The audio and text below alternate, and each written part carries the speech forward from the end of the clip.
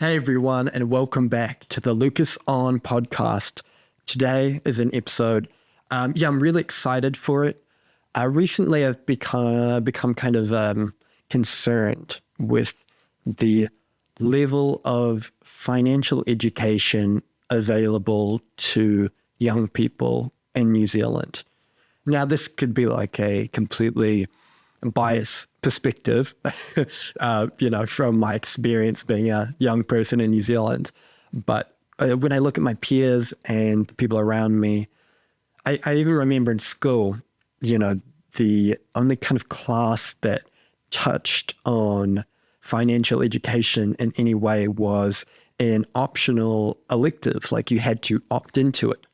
And it was more seen as something that you would go to if you were actually interested in being in the financial industry, a bookkeeper, something like that, which I think is a crime because the older I get, the more I realize dealing with finances, dealing with money is actually kind of a life skill that everyone needs, but equal to English or math or science. So, I wanted to kind of have some episodes of the podcast, create some content that was hopefully easy to digest and interesting around just kind of finance in New Zealand. What the hell's going on? So that's why I'm so excited about this one. We're talking KiwiSaver, we're talking investing, we're talking money in New Zealand, the future. That's why I'm so excited for this episode, which is with Sam Stubbs from Simplicity. To give kind of a quick rundown on Simplicity, they have KiwiSaver schemes, they have investments, and kind of the general vibe of the company is that it's for good. They're low fees, trying to look after the people who have their KiwiSavers there, who have their investments there, all while kind of investing ethically, and a lot of their profit, the money they make, goes back into a foundation which does good, which is why I was real excited to kind of talk to him and kind of get a more optimistic perspective on money than a lot of people, a lot of kind of grifters in the space seem to have. So, really fascinating conversation. I think you guys are going to really like this one. I certainly enjoyed it. I guess for disclosure, before we jump into this, my KiwiSaver is with Simplicity, so vested interest, I suppose. And none of this is financial advice. Like, don't follow it to the letter. Go do your own research. I just kind of believed in the values of Simplicity, which is why I reached out to them. I thought Sam seemed like a stand-up guy who would have a really good perspective on these kind of things. So just disclosure out of the way. I hope you enjoyed the episode. I certainly did. And thanks for watching. Probably the best place to start is I would love to know a little bit more about yourself and just kind of your history and the history behind Simplicity. Sure. So, look, I'm a boy from West Auckland. I come from Sunnyvale, which is pretty working class New Zealand. I made one incredibly good decision in my life. I chose my parents well. So they were both school teachers, right? So, and they just in sense of work ethic and a sense of values, which is just lovely.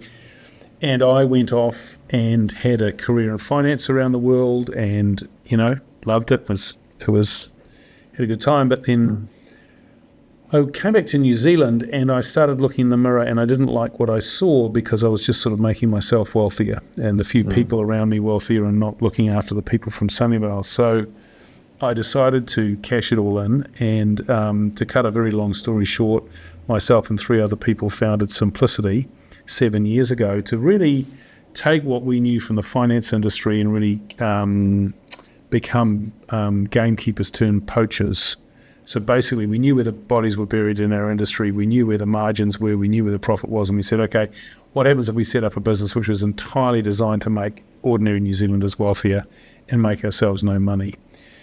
And, because it would be owned by a charitable trust So, so yeah, everyone gets paid salaries at Simplicity, but no one owns anything. It's owned by the charity. So, so we started doing that, and we set up the Simplicity Foundation, which owns Simplicity. And the idea is to really, we call ourselves a dignity company. So what we mean by that is that what we want to do is give ordinary New Zealanders dignity in life. And you have dignity in life when you have choices. Choices about where you live, choice about what you eat, choices about where you go on holiday. You know, a life with choices is a life with dignity. Or the other way around, thinking about that, is when you don't have any choices. You can't choose anything. It's hard to have a dignified life. So what do you need to do to give people choices? Money.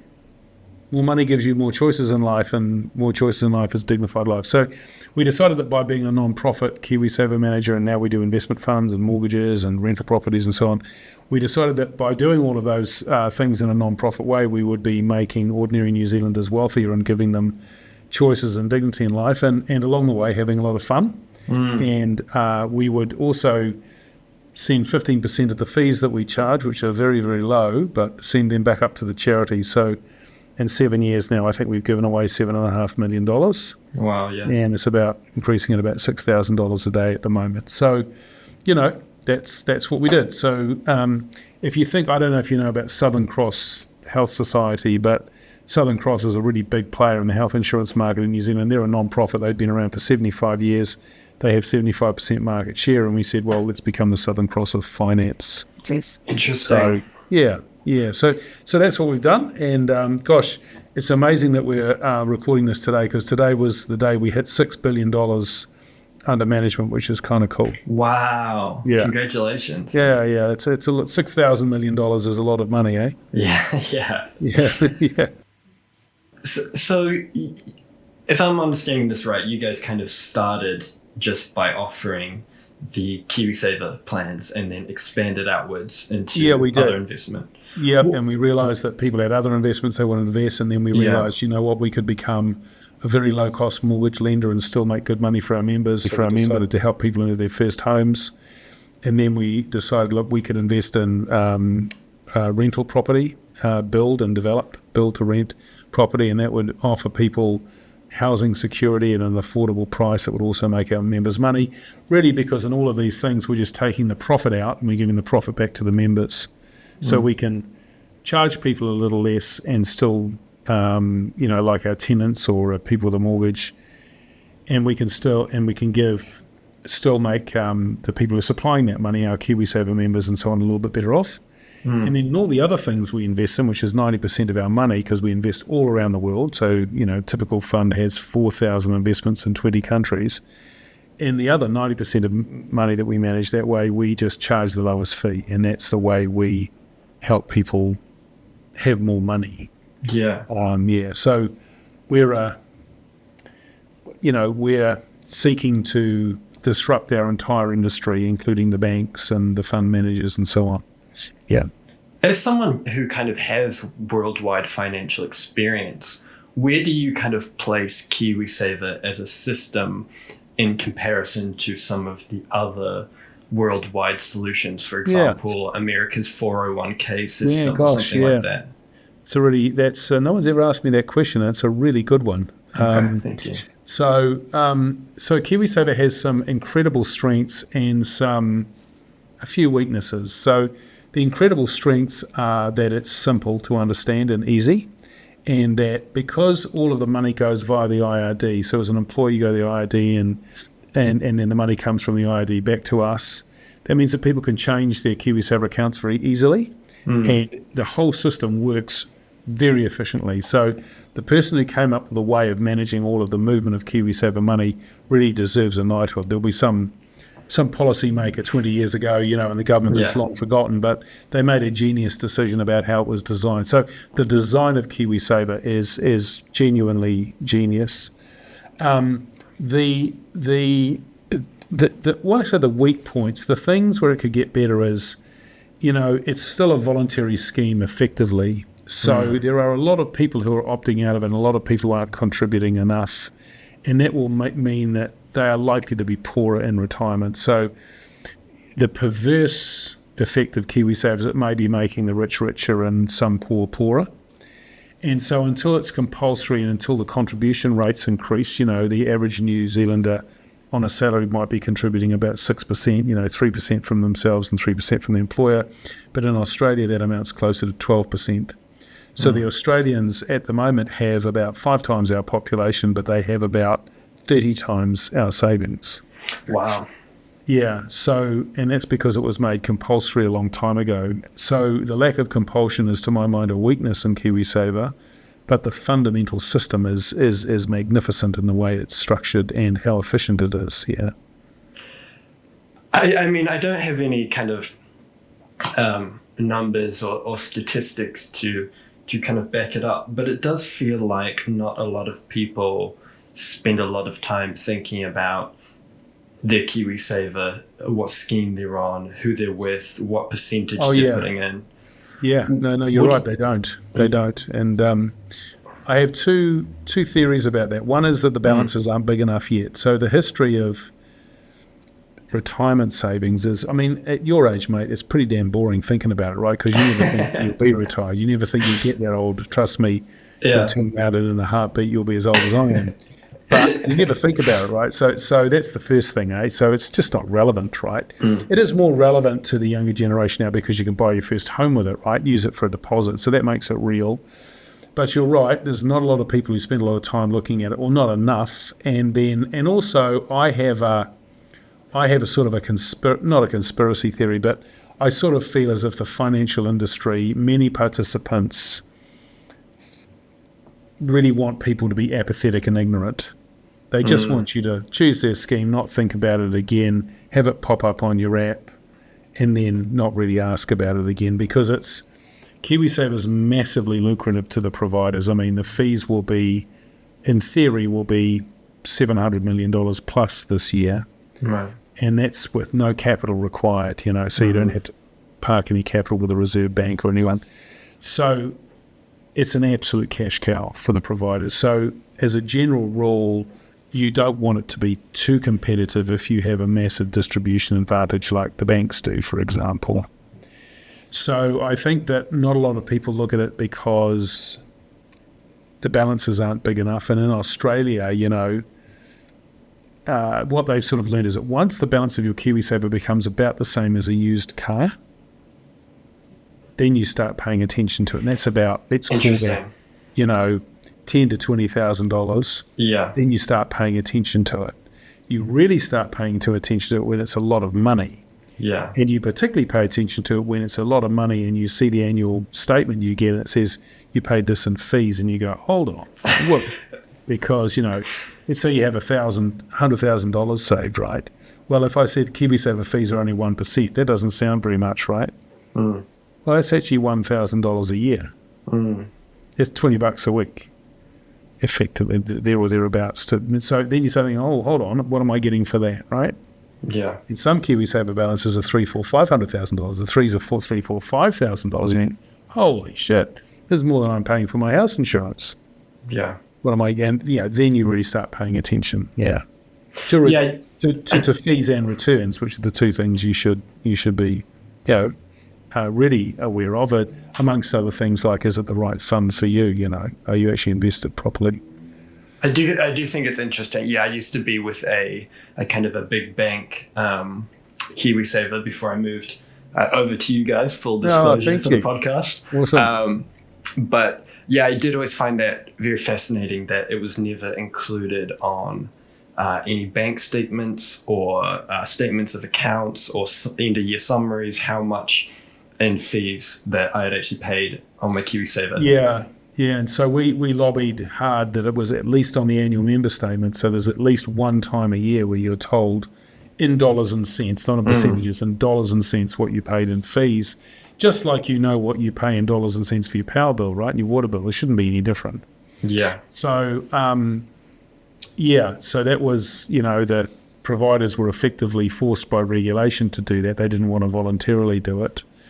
And, it's not, it's once again, apathy and ignorance are probably the friend of some KiwiSaver providers.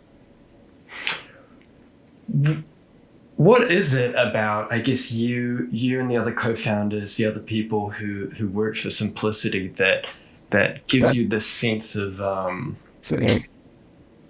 guess, this calling to, I guess what essentially is social justice, to make sure that people's money is well looked after, and to make sure that when you're investing, especially with KiwiSaver, it's going to ethical places. Yeah, look, I think, I can't speak on behalf of all 4 founders. They've each got their own story or set of motivations, but I think one thing in common that we had was that we came from backgrounds where we had been exposed to ordinary people living ordinary lives, and once we got into the finance industry, realizing that this was actually a very extractive industry. It was actually charging an awful lot but not providing a tremendous amount of value. So I think that having been on the inside, and then also having, the financial ability to actually, work in many cases for nothing for years, and then on much less than we would otherwise earn, is you have to be financially secure enough to be able to do that. So I think being driven by the desire to make a difference, but also being able to afford to do that. So we're very lucky. I mean, I think I have the luckiest job in the world and the best job in the world. But you know what? That wouldn't have been possible had I not been working in the industry beforehand and actually, made the money that allowed me to do it. So I think that, and I have look, I can only speak to myself, but I think I have a moral obligation to try and make the world a better place than I was born into, to leave it in a better condition than I was born into. And there are some things you can't control, like the environment, and there are some things you can't take credit for, like the internet. So as I always say to your generation, I know we've given you the environment, but never forget we gave you the internet as well, right? So there's sort of like, but you make a difference where you can, and it's very different, it's very personal. Like some people are just awesome netball coaches. Some people just go and plant thousands and thousands of native trees. Some people are, carers, and that is all equally wonderful. It's just everyone does it their own way. We just found this way of doing it. Do you think it's not better or worse than any other form of giving, The calling, yeah. Do you think it's possible for more people kind of in the financial industry to act more ethically? Because I feel like there is quite a stereotype of the sleazy finance guy, who's trying to take you for every dollar you have. Do you think the model works if it is ethical? Look, I'll be very frank with you. I think that most people in the finance industry are really lovely people, and they really want to help, and they really have a natural gene in them, which is caring and sharing. I mean, look, they are parents and brothers and sisters and children, and, so they love their whānau and they love helping. But the finance industry doesn't provide you with a lot of ways of giving in your job, because it tends to be about making more money for shareholders. And also, it's so well paid that you become quite scared to give up anything or go out on a limb to try and change it.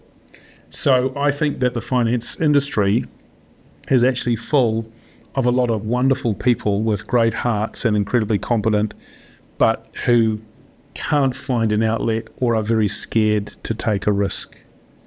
And that's sad. But it is also an opportunity, because, look, Simplicity has 30 staff now, and every single one of them have found an outlet, right? I think I speak on behalf of most of them that they love their jobs. I think they do. They certainly hang around as if they do, and they say they do. But, they've found an outlet. So we won't be the first organisation. And there are other ethical fund managers and, other people doing cool stuff out there too. Yeah. So what is your, I guess, elevator pitch? What is your pitch to anyone out there who hasn't been paying attention to who they're with for their KiwiSaver, what fund they're on? What would you tell them to actually get them to kind of wake up a little bit? Yeah, look, I just say, look, you have, Well, first of all, be the second biggest asset you'll probably own in your whole life, right? For a lot of people, and it may be the biggest asset they have if they don't own a house, right? So it's a big deal, and if you can make more money, you have a lot more choices in life. So forget about for a second why I think people should join Simplicity. I just think you should just get smart, right? Because the whole world of finance wants you to be dumb, in my opinion. That's why you go along and you see a whole lot of bank billboards with happy families jumping into swimming pools, right? The subliminal message there is money is complex and difficult. Just give it to us and we'll look after it for you, right? But actually, money is incredibly simple. Trust me. The basics of money are incredibly simple. People don't like talking about it and they're scared about it because they think it's very complex. But that's because the finance industry is like the priesthood who pretends to you that they're the only people who can read the Bible in Latin, right? Yeah. They create this language around it and this fear of it. But that's wrong. The basic principles of money are really simple. So do a banker course. Go onto Money Hub, go onto Sorted, just get some basic budgeting. Just do the real basic stuff. I mean, there's a book called Money Made Simple that I wrote, which is available free online. Just download that. You can read it in an hour. It's got some incredibly basic things. And then you've got money sorted. I mean, it is actually, I'm not saying it's easier to get money sorted in your life, but it is easier than you think for everybody. And just getting the basics right is a pretty simple thing to do. Yeah, so that would be my elevator pitch, is just get a little bit more educated and don't be scared. There are plenty of places to find out stuff written in plain English. It's just that, money's so boring, isn't it? And it's so you know what I mean? It's so uncool. It's so not anything which is fun in life. Yeah. But you need it. And when you have it, you have more choices to go and spend it on having the fun in other areas. So just take it a little bit seriously, because in doing that, you'll open up a whole raft of possibilities to spend it on the stuff that you really enjoy doing in life, yeah? Yeah. I guess, you kind of touched on it there, but I was also just going to ask you if you have any kind of top-of-mind resources that you would recommend for people to check out. Yeah, look, I think books.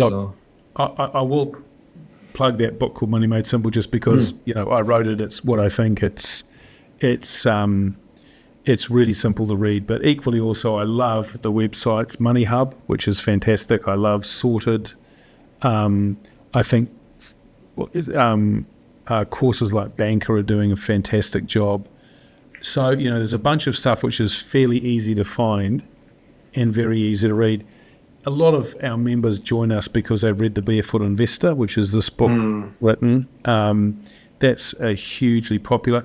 And I tell you what, there's a website, it's just hilarious. It's called Mr. Money Moustache. Hey, what the hell? Have you ever heard of that? It says, no, I've never heard of crazy. that. There's these group of people called the Moustachians, and they're all around the world. And basically, these are people who specialize in living on less money. So they're really good at saving money, spending money wisely, making sure you make the decisions in life that set yourself up well. They're awesome.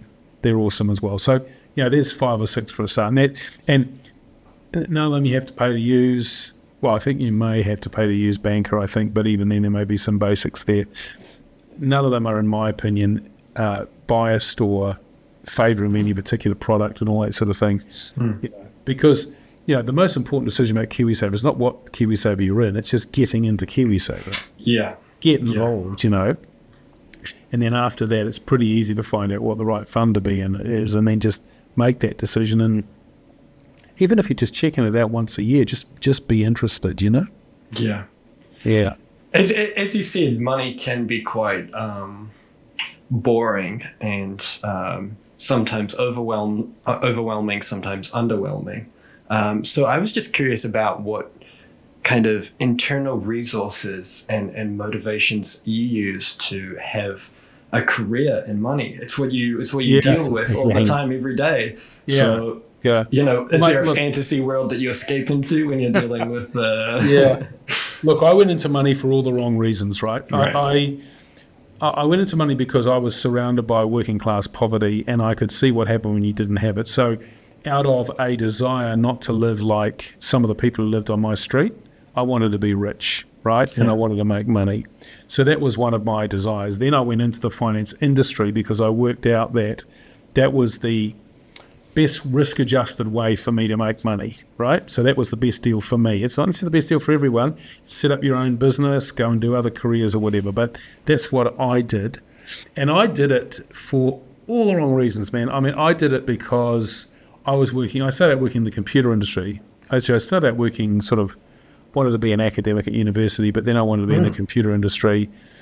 And then I just went into the finance industry because they were just driving faster cars and going out with prettier partners, and it's like, and I was a working class kid, and I thought, I want a piece of that action, please. And the job came up, and I interviewed, and they gave me a job. Then the rest is history. So, however, the one huge advantage, I mean, there's nothing like financial security, right? But the other huge advantage it gave was that in deciding to give back, as a lot of people do later on in life, and they look for a way that they can give back, I could just do what I was already doing. And be giving back. And so I was incredibly lucky to have chosen finance, because finance and real estate are the two biggest sandpits in town. If you're talking about money, they're the two biggest industries in town. So it sort of happened to fall into the one where I could arguably do the most good. Is there a specific aspect of it that I would say fires you up now that you've spent your life kind of dealing with it? You're big on index funds or something? No. I tell you what really fires me up. What fires me up, and you, hopefully you'll be glad to hear this message, because your generation need to hear this. You are so lucky. You're growing up now in New Zealand, and I think the next 30 years, my personal view is the next 30 years in New Zealand will be about the most prosperous we've ever had in history, generating the best, highest paid jobs and so on. And the reason I say that, and I do speak from a little bit of experience here, because I'm responsible for investing these billions of dollars, is that I can see what KiwiSaver is starting to do to the New Zealand economy. So 14, 15 years ago, we had nothing saved. Now we have 104 billion saved in KiwiSaver, and it's growing all the time. And it's a rising tide of money. You don't notice it like a tide rising. You don't notice it when you're looking at it, but then you turn around and say, oh, the tide's risen, So over a while, we've got this money, and it's going to carry on growing and growing. And a lot of that money will get reinvested into the New Zealand economy, right? And so we can see it in what we're doing. Like we're now building rental homes. We're investing in high-tech startups. We're making low-cost mortgages. We're doing all of these things. It's only possible because of KiwiSaver. And so we're about to go from being what I call a capital-starved economy to a capital-richer economy. And that's got to be good for jobs, and it's got to be good for wealth and so on. It's way better to have more money than less money. Poverty sucks, man. And as a country, you don't want to be poor, right? So we're about to become richer as a country. So I'll give you an example of how powerful this is. Australia started doing this in 1980, and they had 26 years without a recession. Not because the price of coal and iron ore went up and down. They should have been a boom-bust economy, but they had all of this pension savings they were saving. So Australia now has 5 times our population, but they have 30 times our savings, right? And that's why Australia feels and is richer than New Zealand. So we just got onto that track now. And I'm starting to see the impact of it. So I'm hugely excited about being in the money game, because I can see that investing this KiwiSaver money is going to start to make a really big difference. You look at what happens in terms of when we fund. We're now invested in, I think, 63 startups. Well, a little bit of our money makes a huge difference to those companies, right? It's a really big deal, and that's that's making a difference. You see what we're doing in terms of building homes for long-term rent. It's making a difference, and all of that was possible. So I'm hugely excited about the next 30 years. I hope I will live for the next 30 years to see it. You certainly will. Yeah. And so your generation, I know it doesn't feel like this right now. I know you feel the environment sucks and house prices are too high and the jobs aren't good enough and all this stuff. And I get, and all of that is true. But we are going through this fundamental shift from being a poorer to a richer economy, and that will throw up a whole lot of opportunity for your generation. And that it does mean better jobs, better. And I know AI scares everybody, but like any wave of technology, I mean, I can remember the same level of fear when Microsoft Windows started. I was always going to put everybody out of a job, right? I've always seen this with technology during my life. AI is just another example of that. Yeah. But what happens is a whole lot of new jobs spring up that we never thought about. We never understood. I mean, the job of CGI engineer didn't exist anywhere in the world 30 years ago. There wasn't one, right? And now there are millions of people doing it. So, technology throws it up. But you can have all this technology, but you need the money to be able to grow these businesses, and that money gets recycled in terms of salaries and wages and businesses starting up and all that sort of stuff. So it's a really cool time to be young in New Zealand. I think we're going to go through a really exciting 30 years. God, that's so that's so refreshing to hear, because as you said, I feel like all the news and everyone's kind of opinion is that it's quite a hard time to be in. And by the way, your generation that's exactly how I felt at your age. We were going to have nuclear war. We were all going to die. We had Ronald Reagan running around threatening to blow up the world. We had the global financial crisis, 1987, all this, stock market crash, all this sort of stuff. So that, it's always easy to see the bad, but this is an incredibly positive long-term trend. Just like it would have been great to have been growing up in Australia in 1980 and starting your career. That's why the Aussies, look how much more the Aussies get paid than we do. Look how, they're just better off generally. Yeah. So that's where we are now. So we've been a late starter, but we've started. Train's left the station, man, and it's going to be cool to be on. Yeah. Excuse me. Okay. That's very exciting. I like that. Very optimistic attitude. I guess moving from being someone who worked for other people to an owner-operator has kind of it's given you a lot of opportunity to do exactly what you were just saying. Notice more trends when it comes to overall markets. I guess what I'm trying to articulate here is, what do you think have been the biggest advantages and disadvantages from moving from being someone who just works in finance to being the big boss? You know what I mean? Yeah, no, absolutely. And listen, it's a mixed bag, right? There's no right or wrong. We live in a society that worships leadership and says everyone should be a leader, but that's rubbish. Yeah. Like, some people are just awesome followers, and that only one person can be the general of an army. You need to have lieutenants and colonels and privates and corporals, and they all do a great job. And some people just, as long as those people are happy doing what they're doing, there's no right or wrong about it, right?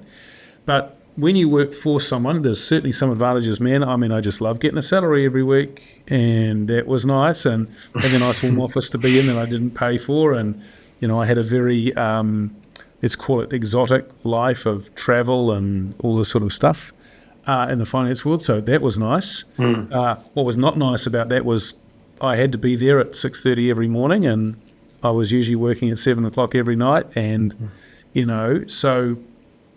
There's upsides and downsides to every job. I have to say, I wish that I had done this 10 years ago.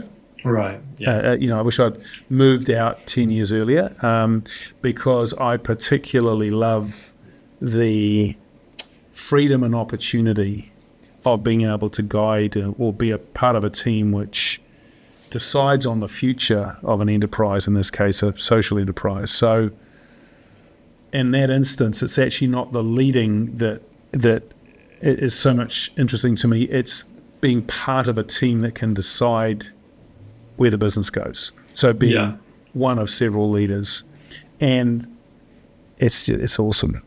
It's awesome. I mean, it's hard. There are long hours. When I set up and I was flying around the country, Jetstar back row, because it was the cheapest seat, and writing out huge checks every week because to fund the business, and it was a bit scary at times there. But man, I wouldn't trade it for. I mean, there's no job on earth I'd rather do than this one. Wow. Yeah. Yeah. Where do you find? You literally could not hire me. Oh, I don't know. Maybe if Elon Musk said SpaceX. What kind of do you have kind of like a role that you find yourself filling in the team dynamic more often than not? You know, are you the inspiration guy? Are you the kind of technical down nitty-gritty guy? Look, my board calls me, they say every business needs a visionary and you're it. Now, I don't, visionary just sounds like, you know, that's movie quality leadership. So I'm not a visionary, but I guess, you know, the person that sort of distills the ideas of everybody and gets it into this is where we need to be. And then you sit down with our board and we say, okay, you know, strategically, this is where we want to be. I guess that's me. Yeah. I tend to be the mouth, you know, I do the talking. Yeah. But there are so many people here who do some of the most amazing walking to make it happen, you know. So I guess everyone falls into their own natural role. So I'm the spokesperson, I'm the salesperson, I'm the ideas person, but, you know, I'm just one person, and there's 30 of us, and each one of us do as valuable a role in a whole bunch of different things. How different is that from what you kind of did in your primary job? The sales thing was the same. I was a salesperson for the various businesses I worked for. Not the ideas person. It was someone else's ideas, and I was just selling someone else's ideas. So that's very different. Yeah. I was wrapped in cotton wool in my job, so generally protected from the vicissitudes of the business, ordinary business. I mean, had a leadership role in it, but I wasn't as influential as I am in this business. So yeah, it's different. It's different. I mean, you know, and it's not for everybody. And you know, like if we had 30 people who wanted my job in this business, it'd blow up. Right? We'd just be fighting each other all the time. Yeah. As it turns out, everyone else is perfectly happy for me to do what I do, and I'm delighted that they do what they do, and it's all, you know. So we have a handful of people who run the business, and we all get paid the same, and we all have, you know, I guess fancy titles and big responsibilities, and we pretty much leave each other to get on with running their parts of the business. Yeah. And just, I tend to be the person, you have to come to me if there's a problem. Right. So I just want to know the problems, really. When things are going normally, totally trust other leaders in the business to run their business. But when there's a problem, it needs to be escalated to me because, you know, we can solve problems if we know about them early enough. I mean, it's such a complex topic, and so it feels kind of ridiculous to ask you to summarize it down into such a quick snippet. But what would you say on just the idea of problem solving and leadership? If there was anyone out there who wants to do something similar to what you guys have done?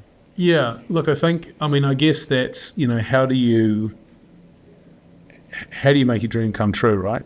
I mean, in the sense that, well, first of all, I think you need to have a dream, and not everyone has it, and there are times in life where you wallow through and think, I'm not sure what I'd get turned on or whatever.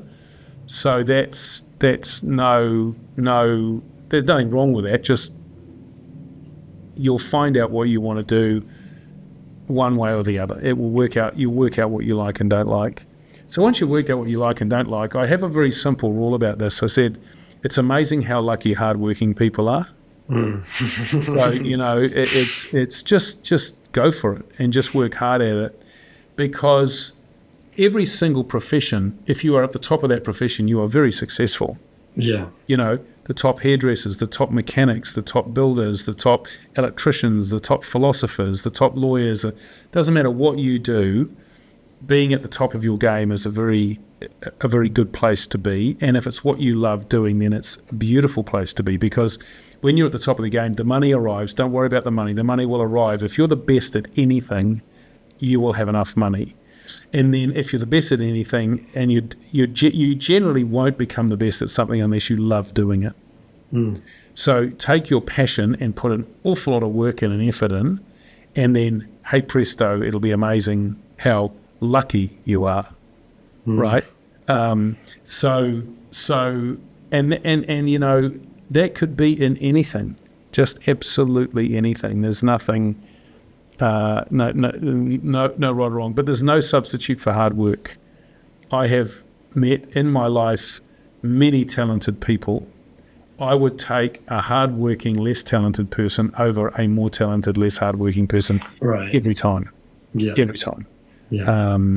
You know, Sir Stephen Tyndall, who's one of my sort of heroes and mentors, says, I'd rather give an average idea to a great person than a great idea to an average person.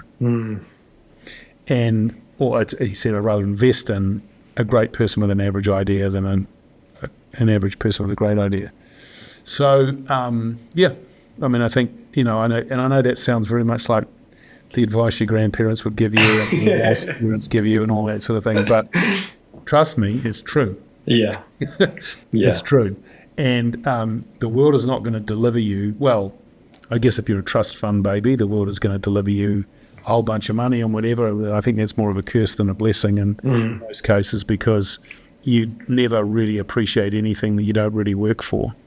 But, you know, you may get delivered stuff, but generally the world's not going to deliver you much, but it's there for the taking for sure. And that's via hard work. Yeah. And passion, you know. Excuse me. Well, I mean, that's so true. I think that's such a good note to kind of start wrapping up on. I don't want to take up too much of your time, but the last question, I asked this to everyone that I kind of have on the show. I'm all about, you know, getting better, incremental steps, you know, 1% matters. So what do you think about kind of this show today as a person you are, as someone with experience and leadership, and who's probably done a lot of press working on simplicity as well? What about this kind of my questions, or just kind of this experience filming this thing with me in general, could I improve on for the next episode so that, you know, we can keep getting better and better? Yeah, I mean, it was interesting. You had some very prescient questions there. So, you know, I think that the more you think and prepare about those questions and try to think about a different angle, and also an angle which is very appropriate to the topic. So, sorry, I'm forgetting now, but I know you are. I said I've never been asked that question, but it's a really cool question. You know, and that's, you know, you obviously thought about it. So I think that it's amazing how natural actors appear who've rehearsed the role 1,000 times. So the more time you spend thinking about these questions and asking them in a structured way, probably the better the answers you'll get, and the more information you'll draw out of people. But, you know, you're a natural interviewer, you're a relaxed guy, you ask thoughtful questions, so, you know, I don't have any great revelations here other than carry on doing what you're doing. Cool. Well, thank you so much. Thank you for your time. Where can people go if they want to look up Simplicity and think about Super easy, simplicity.kiwi, and it's all there. Just have an explore, spend a couple of minutes. If you want to join us, it takes a couple of minutes, and if you don't totally understand, and, you know, we'll be around forever, and hopefully, if it not now, sometime later.